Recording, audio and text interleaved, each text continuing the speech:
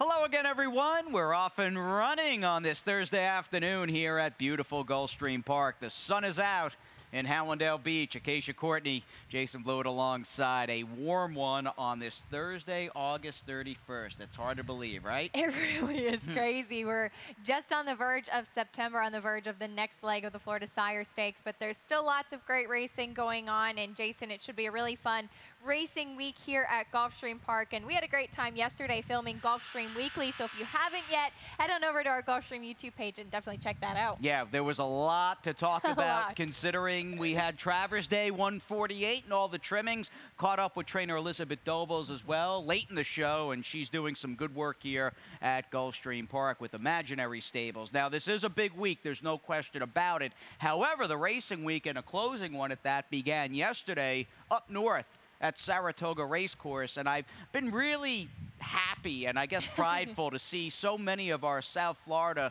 familiar faces doing good work in Saratoga Springs. You think of Gunnevera and the Travers, and yesterday it was all about Jonathan Thomas's Catholic boy got the money, showing a real sort of determined and seasoned effort, splitting horses in the Grade 3 with anticipation. A really nice win from him. Manny Franco up. If you remember, Catholic boy broke his maiden here at Gulfstream Park, so great to be able to root for the hometown horses, as you said, and Jonathan Thomas actually getting his first black type victory with this win, so definitely great for him. He has some live horses, one in today and tomorrow as well, so certainly a trainer on the rise. Righteous Route today. Tilly's Lily on the Twilight Friday card here tomorrow afternoon. And speaking of that Twilight Friday card, the man, the myth, the legend, Ron Nicoletti, back with us in South Florida. He had a good vacation and a well-deserved one up in Saratoga Springs, but he's back down here at home in Hallandale Beach, and he's up next for that Friday Beat the Expert. You can sign up and play for free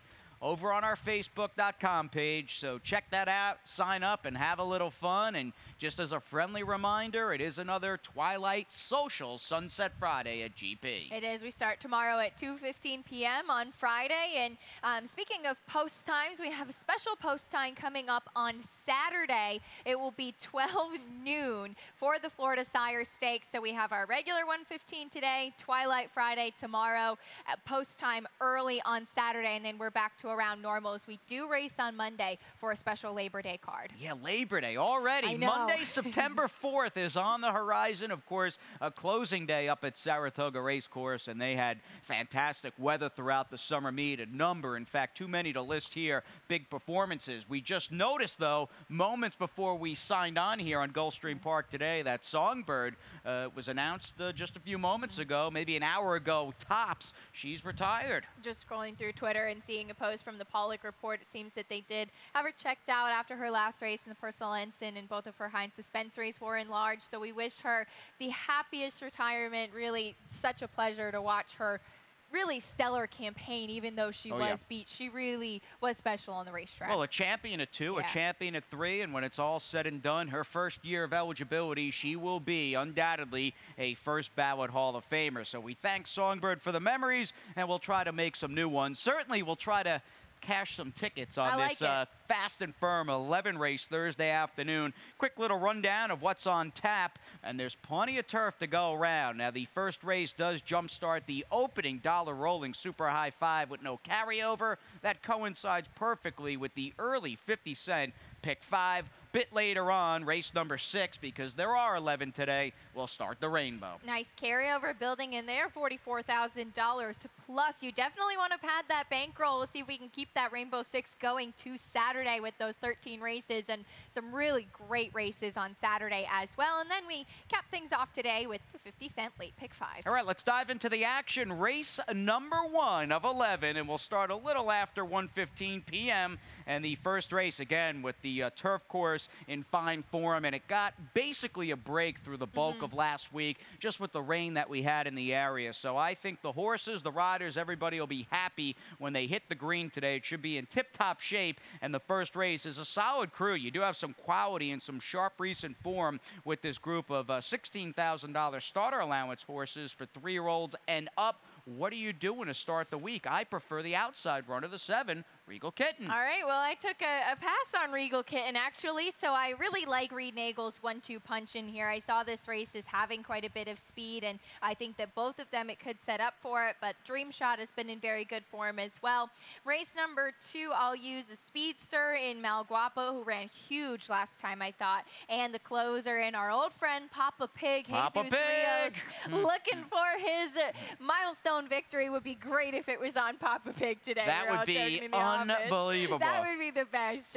Race number 3 is a 2-year-old maiden claiming race. I wanted a couple horses in there. You have some trying the turf for the first time. Just 2 deep in the 4th with Worth Avenue and Fergie-licious. I did not feel confident enough to single Worth Avenue, though I did consider it. And then I'll use 2 deep in the 5th. Really strong race in there. Speaking of Jonathan Thomas, I'll use Righteous Ruth and really liking Cajun Queen to see if she can get back to her winning ways. Yeah, I like Cajun Queen. Now in the barn of trainer Herman Walensky, who with limited starters does a real solid job. And that's kind of how I feel about trainer Reed Nagel, who's got that 1-2 punch in the first race. You mentioned the speed, and the good news with the number 3 Bird Humor, who you've got on top, this horse can kind of stalk and make one run. Why don't we check out Bird Humor, who's been hot to the touch. There's been nothing funny about this one's last couple of races. No, I see what you did there. This is back on August 6th. He was the number 7 that day, forwardly placed, and Jorge Ruiz had kind of a tight hold on him early on. You can see him in the yellow colors, and he was kind of overlooked in this race as he was shipping in from Laurel, and we'll just freeze right there. There he is on the outside, so he is a little bit wider. This is Fair Prospect, who got the lead, a horse that's been in great form, and we'll just go down to the wire now. He followed Fair Prospect, and he was able to catch him. And now, Jason, I think this is interesting because I like both Reed Nagel horses, really liking the 4 Little John W, and you didn't like either of them. No, I didn't think. Little John W, I thought had a little chance. I don't think, or at least my gut feeling going in with Bird Humor, despite the 2-race win streak, I don't know if he's good enough to run with these better horses. He, in my opinion, is stepping up in class. I had considered the 4 Little John W. The only problem is he really comes from left field. He does his best running when he's basically trailing. He does, yeah, and that is kind of what I like about him, though, is that he loves to make that one run. He's kind of done that in his most recent starts, though earlier in his career, he did show more speed. I do think he's better as a closer. I like to see that Edgar Zayas is in the saddle, too. I would certainly respect that. Now, the 7 Regal Kitten, talking about class, he's the one that's dropping in class, and I certainly do respect that. That being said, if you go back, his last win did come at the $10,000 level with Angel Rodriguez. Yeah, I like who he's been running against of late, like the likes of Modern Tale, Love Conquers, Gautier, Diaz. So I do believe, and it's narrow for the most part, but this is an easier spot all around. And for full disclosure, there's a part of me that worries that maybe, and it's a slow tail off, but maybe he's starting to go the other way. But switching to a journeyman and Sammy Camacho, I gave him the narrow nod. We also have the number 2 Dream Shot in the mix, who's been in career form of late. The blinker's off. It's amazing the Dream Shot we are dealing with now compared to where he came from. He's just a much better horse. And who's your drama for the suddenly resurgent Peter Walder? And I do want to wish my good buddy Eddie Olczyk all the best. We're thinking of him in his fight with colon cancer, and he's the majority owner of Who's Your Drama. Love that, Eddie O. Absolutely, and great point. Of course, always in our thoughts of the entire racing community and all of his fans. But speaking of Who's Your Drama, you like to see Tyler Gaffalione aboard, and I think he might even come out of one of the stronger races in this field. Yeah, it's good to have Edgar and Tyler back here at Gulfstream Park. Edgar did not ride here Sunday, the day after the Travers, so the first race, in fact, your top selection, his first this week here at Gulfstream Park. Race number 2, 7 furlongs on the main track. These are 3 and up optional claimers, and you get solid, sharp horses in both halves of the early double. I mean, this is a quality-filled, non-cheap claimer early double, and I like that quite a bit. I also like the speed and the recent form of the number 2 Mal Guapo, who I was fairly bullish on last time out. And as we show, he'll run a big race on August 17th. He really did, and it was great to. I'm a Chiseled fan, so it was great to see Chiseled get the win and here. And he's a very good horse, Oh, he really is. But take nothing away from Mal Guapo in this race. He was on the lead, and they went quick. The fractions were fast, 22 and 45 and change, and he sent right away, secured the lead out of the chute, and he was fighting. Now, Chiseled, if we'll just freeze right there, is the #1 who does end up closing just in time. We'll just let it roll from there. He kind of runs down Malguapo, but I think cross out those sloppy track races, and he's been in incredible form lately. Yeah, and that sloppy track race 2 back for Oscar Gonzalez was a day he chased outside against a very live rail. I mean, you can even look at Bama Bound and Papa Pig, who both moved inside chasing Chepstow, who's a very tough horse in his own right. And I, like you, think Malguapo's probably going to control this field from the opening bell, maybe gets away or puts a little separation between he and the 5 in a swagger down the backstretch. I put the #6 Bama Bound in the 2nd spot as he comes out of the Chisel Malguapo race. And of course you've got Papa Pig, who always seems, doesn't get to the winner's circle all that often, but he is an honest, hard-trying, battle-hardened iron horse. He really is. He's a 4-year-old that's already raced 40 times, and he seems to just thrive off of racing. The biggest question is the lack of pace for him to close into in here, but he is as honest as can be. Indeed he is, for trainer Antonio Sano, who I would imagine will be back on the grounds today as well. In fact, I think you ran into him departing Saratoga Springs, right? I was coming to Saratoga, and he was leaving, and of course said congratulations, and obviously they were thrilled with Guinevere's performance. Yeah, hopefully we'll catch up with Antonio maybe later today or tomorrow and find out what the immediate plans or the near future plans for the Fountain of Youth winner might be. Moving on to race #3, though, in the meantime, we've got a 5-furlong, $25,000 maiden claimer. These are 2-year-old fillies, and I guess you've got some guesswork here. A number of horses, be it firsters or even horses trying the turf, basically dominates this upcoming 3rd race. You and I, however, both like the #6 Honey Hearts. I like the rider change here quite a bit to Miguel Vasquez. And the Gone Astray's Wildcat Air influence on the turf, that's okay with me. I totally agree with you. Pedigree-wise, I saw that. The mare was 0 for 9 on the turf, but I do think that there is enough as far as the sires to get her through in here. Now, she actually ran very well in her debut race, and looking at her the next time out, I didn't think she looked like a wet track horse, so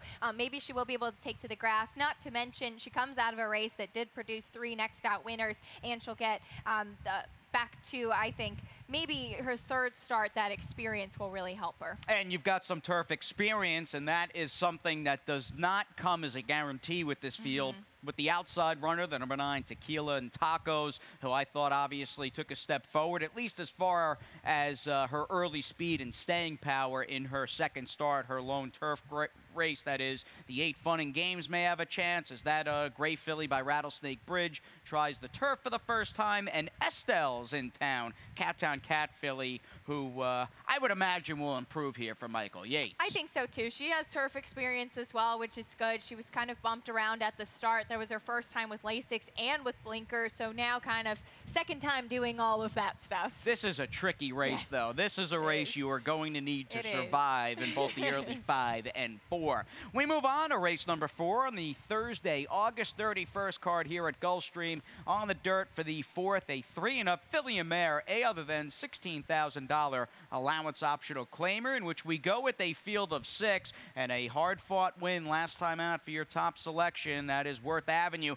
who maybe the figures might tell a different story, but maybe she's starting to head in the right direction. I think so too, and I am going off of this race visually, and you brought up exactly the point that I was thinking of looking at this race. Yes, there was some moisture in the ground last time out, but I thought that after that little bit of a freshening, I remember speaking to Aubrey Mirage before her last race. He thought, you know, she should win last time out. She was moving well off of the freshening, that she was getting back to where they wanted her to be, and I take that as a good sign. Yes, she had to fight for it last time out, but I think that Charlie's Secret is a very worthy foe. And looking at the rest of this field, I'm just hoping that we'll see the Worth Avenue we're used to seeing. Oh, she's very dangerous. I put her in the 2nd spot, and a likable kind of blue-collar Florida bred. It's nice to see her back on her game for Aubrey. Now, I think she may, as long as Truge can transfer that solid recent form from the wet tracks over to the dry dirt, she's going to be a factor here. on a horse-for-horse basis, I think she caught as tough a field that you could possibly catch for the level last time on August 10th with that good Harold track when she was third, not badly beaten by Sweet Tooth Haven and Rich Mommy. And I really like her last two races. I guess the one hang-up with her might be, how do you feel about her on dry dirt, as she hasn't been on a fast track since April? Well, that's my biggest thing with her, and I really respect her. I mean, last year when she was with Antonio Sano, I just kept always picking her, and she would be right there and never really seemed to get the win. She ran into Who's the Lady a couple times. She was in solid form, and then it seemed like she got a wet track and everything just was put well together. Maybe it was Leo Gabriel Jr. He certainly is a great trainer and has teamed up well with Luca Panici. I just needed to see one from her on dry dirt where she really improved quite a bit. I was kind of interested in the 3 Fergie Licious, who does get Edgar Zayas, and I think might be one of the main pace presences in here. Certainly you expect Queen Roller to send outside, but Fergie Licious has kind of that tactical forwardly placed ability. And I think she's better when she's able to make the lead, or at least be vying and having her hooves rattling early. And that is a tactic worth mentioning and a good point with a horse who could be an okay price here. She's not going to be in the 5-2 range. In fact, she's probably going to be a little higher than both the 2-4 and maybe even the outside runner, Nikki Bella, for the Always Dangerous. That's a Barboza horse, right? Yep. Yes, off a layoff. Coming off a layoff, I mean, and this is kind of uncharted territory for a barn that we're very fond of over the last 5 years. 6 months greater. Coming back off the bench, 0-for-3. And 2 of those finished in the money, though, so he does prepare them well. It's just not something he does very much. This filly was ultra impressive in her debut, so I'll be curious to see what she does. That was a long time ago over at GPW last fall. 5th race, and I'll tell you, you start to run through. You've got the Papa Pig crew in the second. Very good horse race in the first as far as recent quality. The gals in race number 4, and then the cash out. Just quality on quality. It's a very good early pick 5 today. Now, we did lose a few early scratches. In fact, there were 3 total in today's 5th race. That leaves us with a 5-horse field, and that leaves us with the case of, I wonder if it'll turn out to be a battle between the likely 2 favorites in the inside runner, Righteous Ruth, and then you've got Cajun Queen, who just has not missed a beat for trainer Herman Walensky, and she basically adapts to any scenario. She really does. We'll show her most recent start. This is where she was beaten by a head. Now, this was a tough photo finish. She was the number 1 that day. Lantis was the number 5 for Michelle Nihei and came closing from nowhere. You had Bitacora closing as well. And now, Cajun Queen will freeze right there. You can see she angles in, and Miguel Vasquez takes her up the rail, while the other horses, the 3 and 5, Bitacora and Lantis, are closing outside. We'll let it roll from there down to the wire. You're absolutely right. I mean, he saw an opening on the rail, tried to get her there. She was in the compromising position inside, in between horses as well, while the others kind of had it easier with momentum on the outside. Yeah, it seems horses, by and large, are just way more comfortable making those outside sweeping moves in deep stretch, and it just seems more of a sort of a grinding situation where those inside runners just have a hard time hitting that top speed and really just have to kind of lug away and kind of chip away in a solid effort in defeat for Cajun Queen, who I put narrowly on top. I'll tell you, if you were going to say, give me one horse who a year from now or 6 months from now will be the most accomplished or most talented horse in the 5th, I think most people would, for the obvious reasons, pick the one Righteous Ruth. She's run very well in 2 races to date. Not a lot of seasoning, though, compared to some of these older, really sort of war experience horses. And that's the fascinating thing about this race. She's a 3-year-old filly that just broke her maiden, and she did it impressively, but she's running against the likes of Cajun Queen, who's a 5-year-old mare and a 6-time winner out of 25 starts. So it's a very interesting comparison in here. Now, Righteous Ruth, I thought, ran huge in that race. She was purchased for $550,000. She's out of the fantastic turf mare Rotharian, and we just talked about Jonathan Thomas winning the With Anticipation, so she very well may be on that upward trajectory. Oh, I think she definitely is. This will be a big test for her if she wins. She's a good one. And Jonathan today with Righteous Ruth and tomorrow with Tilly's Lily has 2 fillies who might be stakes quality. Again, getting back to the 5th for just a second, they've got to get around Majestic Mayara, who looks like she's a little faster than Cajun Queen, but it's a likable crew in today's 5th race. Even more likable, the Rainbow Six and Acacia's Ticket. We'll have that and plenty more coming your way after this quick timeout. At ExpressBet, we celebrate the champions that make horse racing great. That's why we provide more ways to bet from more places than ever.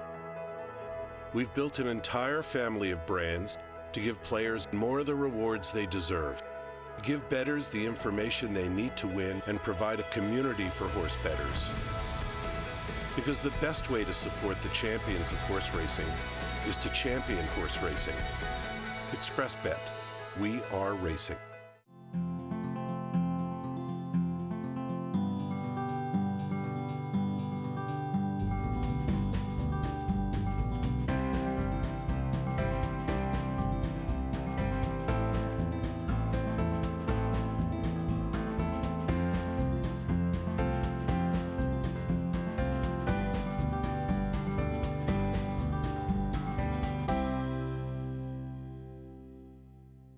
And a hearty welcome back on this live Thursday edition of Gulfstream today. Set to go once again for the second half of this August 31st card from our Paddock Set Studios. Acacia C and Jason B alongside, and we'll chase the Rainbow Six. What are we doing? All right, we'll give you a look at my ticket in here. I did find a single, so trying to keep things affordable today as we pad that bankroll for this weekend. Using 3 horses to start things off, we have the 2-year-old fillies and maiden claiming. A couple of first-time starters I think could beat the ones with experience in this first race. I'll use Telling Tony first off the claim for Antonio Sano, and the class dropper, the 5 LaSalle, who's been in solid form lately in the 7th race. Going to spread in the 8th race. I thought that was a pretty tough maiden 10. I don't necessarily trust the likely favorites in there. 9th race, as we get there, we have a bit of a rematch between Graphite Strike and Stoneheart. I'll include Wildcat Saint as well. And then in the 10th race, for better or for worse, I'm going to single Nick the Card Shark. Just after a scratch, I thought he might be the most logical one. Certainly the speed, and we'll see if we can get Nick the Card Shark home. And then just 2 deep in the cash out, $28.80 for me. So you're finally on the Nick the Card Shark bandwagon. Well, I had picked Sal's Jet, and then he scratched, and I was left with Nick the Card Shark. Who might be Lone Speed. We'll see. So. We'll see. I think Certainly so. Post it outside. If someone's going to go with him, and we'll get to that race in a few moments, it might just be the number 4 off duty, but you get the feeling Nick the Card Shark is very much in the driver's seat with an outside post in that compact field. Moving on, though, to race number 6. Much like the 2-year-old maiden claimer we have on the turf earlier in the day, there's some guesswork to be had here. In the end, though, I did not guess with one of the firsters, and I took a second-time starter in the form of the 7 Lucky Stiff, who's got Nicky Figueroa riding again after a useful debut in which this horse was bet. I took note of that first time out for Fernando Abreu and was just hoping with a little more yardage and that experience that Lucky Stiff could just take a step forward. It certainly could be. I looked at that horse for a while. I just did not think she ran against a strong field at all that day. Helen Rose had the experience, and she certainly could improve, absolutely, but I thought, as I mentioned, maybe a live firster might be able to do it in this field. So I went with just connections that do well with first-time starters, and Kathleen O'Connell has Eduardo Nunez up now. The only sibling to race was a 5-time dirt sprinter for the 5. Caitlin's at the bar. Hope Caitlin's having a good time, I guess. But after the horse wins. Yeah, afterwards. This one's been working at Gulfstream Park West, so took a stab with the number 5 in here. All right, fair enough. We've also got some bullets and a stat. Let's give you the stat first on Despena, the firster for David Fox, and who has Tyler Gaffleone enlisted. And on these 2-year-old firsters with Tyler G riding, they've been very good. David Fox has not wasted these live opportunities. He's gone for one of the best in the country, and the results are in the numbers right there. Now, as far as the pedigree, you do have a daughter of a first-crop stallion in Poseidon's Warrior, who's gotten off to an okay start. He's 3 for 12 with his young 2-year-olds. The dam's been around for a while, but she's been productive with 6 of 8 foals of hers winning multiple races over the dirt. And I thought it was kind of cool and noteworthy just to say this one is a younger half-sister to the speedy Dressed in Heels, who, yeah, is on the lower end of the claiming spectrum, but she's a quick, likable horse. She certainly is, and she was just pretty much unbeatable through much of the winter and early spring in here. So this one could definitely be live. She's also have to a stakes place horse named Silveras, so a little bit of pedigree there to work off of. Back to the turf. Down the stretch we go. Race number 7. Again, it's an 11-race Thursday. Late pick 5 begins with this group of $10,000 claimers. These 10K claimers always come up fun races. The 16s and the 10s, no matter what time of the year at Gulfstream, are just warriors. And I'm looking forward to these horses just going out there and giving their best like they always do. I was happy to see you use 4 horses in your Rainbow Six for the 8th, because I don't trust that Barroom Bouncer. Horse to beat, and may ultimately just jog in that race at a short price. But I think there's a little pause for cause there. I'm not sure if I complicated the 9th race today, but that race really gave me fits. With an exclamation, don't forget the exclamation point. I needed a coffee and a bottle of aspirin after going through that field. The 10th race looks like a good matchup, and call me crazy. I've been called worse in my lifetime. But I am singling the number 7, Sweet Abdication, who's been properly named. That horse has basically abdicated in all of her races, but she's consistently been better and faster than the competition. Tell us a little bit about the number 2, Telling Tony, who in this day and age, or at least over the last, it feels like 6 months, this is a very rare claim for Antonio Sano. He hasn't been claiming all that much. No, he hasn't. We've seen him a little bit quiet. We'll go back and show this last race for Telling Tony. And this is a horse, he's taken a lot of money in his last couple of starts. So I was a little bit hesitant about putting him on top. He was the number 4 this day. This is at this level back on August 20th for trainer Bobby DeBoni. He was kind of mid-pack. You can see him wide there now in the white blinkers. He started to move fair prospect and got some mojo, who I still don't know how he won this race. We'll freeze right there. Here is the number 4, Telling Tony. Here's Got Some Mojo, who won this race. Just had so much momentum as we go down to the wire. I thought it was a solid performance from him. I don't know if he kind of hung a little bit, if he got uncomfortable between horses, if the others just had more momentum on the outside. But as you said, Antonio Sano, first off the claim, is generally a good move for him. Oh, it's been very solid over the last 5 years, or since Antonio started. Within that 5-year span, obviously, he jump-started his North American training career. He's 21 for his last 85. The percentage pretty good at 25%, winning with 1 out of every 4 claims. The ROI is above the $2 mark, but over the last 6 months, he's only claimed 5 runners, and he won with 1 of those new claims. We'll see what Telling Tony can do. I like the number 5, LaSalle. Again, I felt like if I liked Regal Kitten in maybe a slightly tougher spot earlier in the day, I've got to like a horse who's got some positional speed coming out of that Gautier-Diaz race. And I think that one of the best races I've seen from LaSalle is back on July 4th, where he ran behind Perfect Hay, who was just an unbelievable form around that time. He's been really good, and he was a huge price that day. First off the claim for Leo Gabriel, he was actually stepping up in class, and he ran so big in that performance. He hasn't really recaptured that in his last 2 races, so maybe the drop in class will help him here. I certainly used him on my Rainbow Six ticket as well. Okay, quickie on the dirt, race number 8, 5.5 furlongs, $10,000 3-and-up maiden claimer, looking at a real legit favorite in the 7, Barroom Bouncer. Basically, the fact that he was claimed 2 back for 30 in his debut, and he's plummeting down to 10K. If we could call up the chart, though, of his July 8th race, courtesy of Daily Racing Form's formulator, just thought it was interesting seeing horses out of a very quickly run for the level maiden claiming race for Florida breds. Horses are 0 for 7 out of that race, and there was a big drop-off with a number of the top 3 finishers, the figures they got.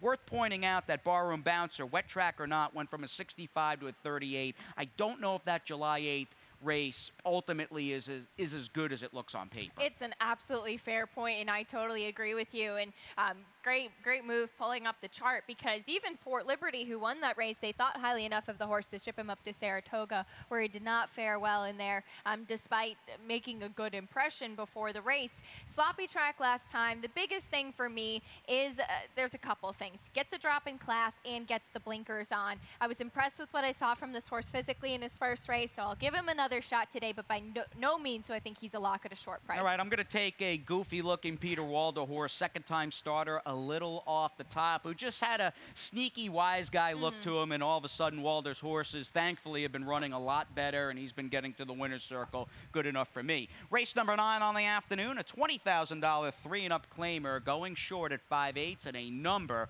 of familiar foes here. In fact, I'm going to take Graphite Strike to finally cut everybody down. I just can't say no. I can't say enough is enough. I like it. Well, we'll show Graphite Strike's race 2 starts back. This is last time out for the number 6 in here, Stoneheart.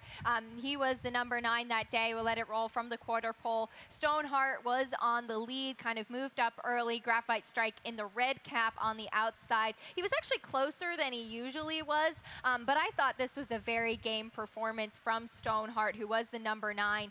It looked like it just took a while for Graphite Strike to get in stride, and unfortunately been a long time since he's seen the winner's circle. Yes, now as far as pace today, you've got the 10 Smart Dude laying down the fractions most likely, and maybe a first-time turfer in the 4 Blinding will show some speed as well for Saffie Joseph Jr. Definitely looks like he has some speed. I didn't really think there was enough turf pedigree on the bottom side, so I wanted to see one, but I do like the 7 Wildcat Saint. Seems to have turned things around since the addition of blinkers. All right, coming in off a game win for Leo Gabriel Jr. It is on to the Nick the Card Shark 10th race, Acacia's Rainbow 6 single. Our final dirt race on the afternoon, a solid Florida-bred A other than allowance, although Nick the Card Shark is the horse to beat, and I respect his gameness and consistency. I thought the one Successful Roman offered a look.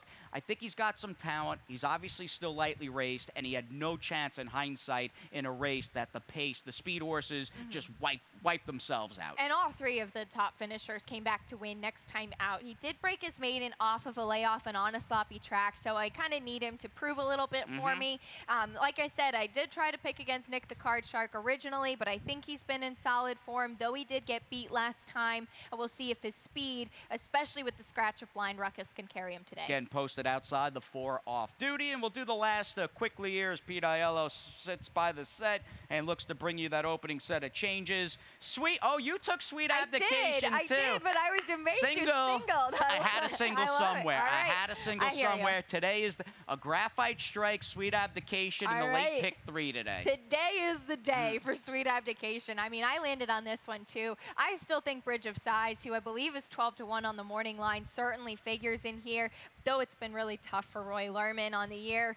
We'll see if Sweet Abdication can get out of second gear. All right, Zayas riding that Roy Lerman horse. That might be something to note. A cold 7-8 exacta for Acacia and I. Man coming up next, not cold. He's hot to the touch. It's Pete Aiello coming your way with Thursday's Scratches and Changes.